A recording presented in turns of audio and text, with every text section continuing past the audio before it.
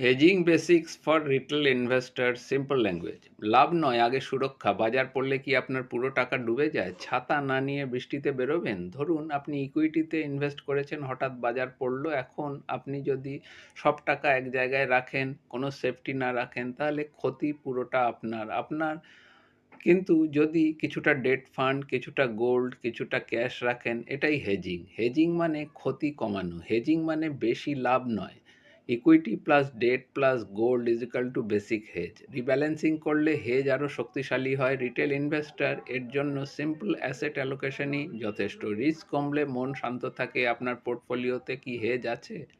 না থাকলে আজই রিভিউ করুন, ডিএম করুন সিম্পল হেজিং প্ল্যানের জন্য। আমার নাম ইন্দ্রনীল। আমাদের সাথে যোগাযোগ করতে আমাদেরকে লাইক, সাবস্ক্রাইব, শেয়ার এবং ফলো করুন আপনাদের পরিচিত বন্ধুবান্ধবদের মধ্যে, এবং অবশ্যই আপনাদের মতামত এবং প্রশ্ন থাকলে আমাদেরকে লিখে জানান।